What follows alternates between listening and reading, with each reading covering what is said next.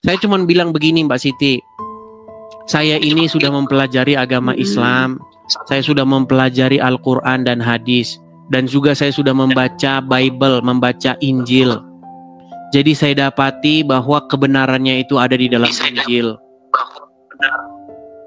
Bahkan Al-Quran memerintahkan untuk beriman kepada Injil.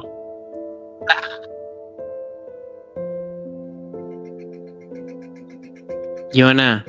Apakah Mbak Siti malam hari ini mau membuka pintu hati untuk menerima Yesus, untuk menjadikan Yesus sebagai suri tauladan, menjadikan Yesus sebagai junjungan? Mau?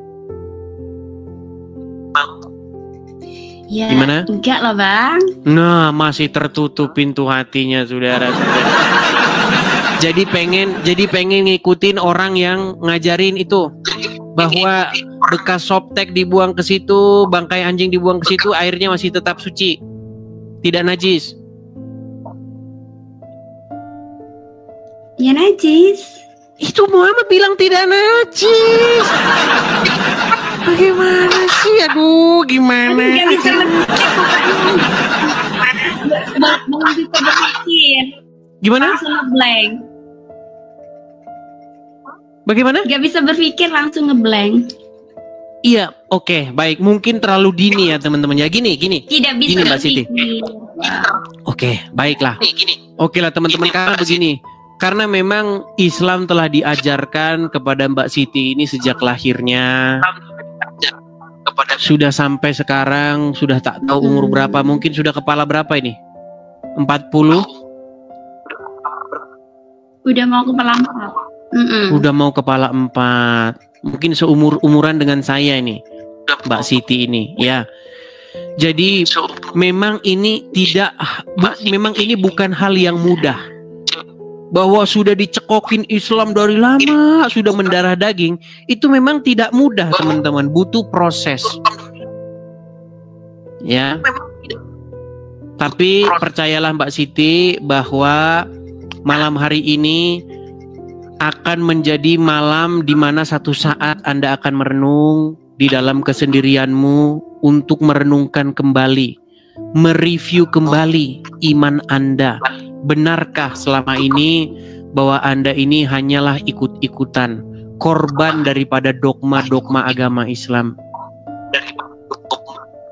Ya Mbak Siti ya. Oke? Oke, ya teman-temannya, kita berdoa semoga kiranya semoga kiranya Roh Kudus menjamah hati Mbak Siti sehingga hati Mbak Siti dan pikiran Mbak Siti dibukakan. Tahu Roh Kudus? Ya Allah, Bang, ini Dulu kok ya Allah, ya Allah. Mbak Siti, apakah Roh Kudus di dalam ada nggak Roh Kudus di dalam Al-Qur'an?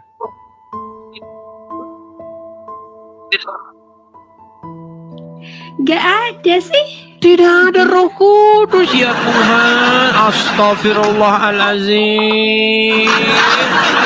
Mereka sangat anti kepada Roh Kudus, padahal Roh Kudus di dalam Al-Quran sangat jelas, ya Tuhan. Baik, saya akan perkenalkan Roh Kudus di dalam Al-Quran ya. Perhatikan. Waduh, benar-benar ya. Saya tunjukkan ayat. Barang siapa yang menolak Roh Kudus itu adalah orang-orang yang, waduh, kita bacakan saja ayatnya. Ya. Itu ada di dalam Quran, perhatikan ya. Al-Baqarah 87. Nih. Perhatikan ya. Ya nih. Sungguh. Ini Al-Quran ya, betul? Betul? Oke. Di sini dikatakan apa? Sungguh kami benar-benar telah menganugerahkan kitab kepada Musa dan kami menyusulkan setelahnya rasul-rasul Kami juga telah menganugerahkan kepada Isa putra Maryam bukti-bukti kebenaran, serta kami perkuat dia dengan Rohul Kudus. Mengapa setiap kali Rasul datang kepadamu membawa suatu pelajaran yang kamu tidak ingin, membawa satu pelajaran yang tidak kamu inginkan, kamu menyombongkan diri, lalu sebagiannya kamu dustakan dan sebagiannya kamu bunuh.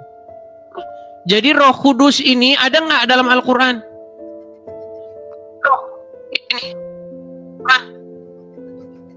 Ada ya, ada. Tidak Iya, tahu ada. dia di dalam Al-Quran ada Roh Kudus. Sungguh nekat yang nyata. Aduh.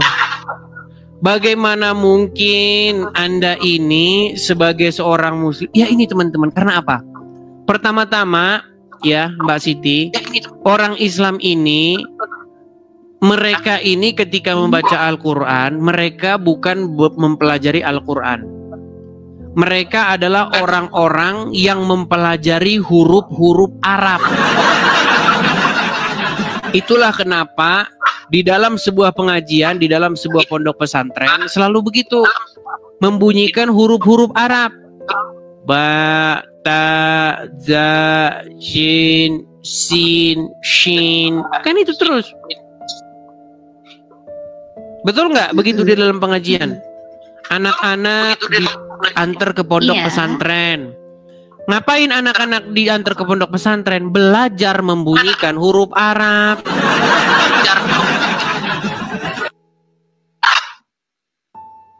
Sampai-sampai mereka tidak tahu ada Roh Kudus, ada Roh Kudus di situ. Makanya tadi saya bilang, semoga Mbak Siti hatinya dijamah oleh Roh Kudus. Roh Kudus itu adalah roh yang daripada Tuhan. Supaya hatinya terbuka, pikirannya terbuka, menerima kebenaran. Secara logika sudah jelas bahwa Islam itu adalah sebuah kecacatan logika. Karena apa? Karena salah satunya tadi itu, masa air bekas buang bangkai anjing dibilang bersih gimana?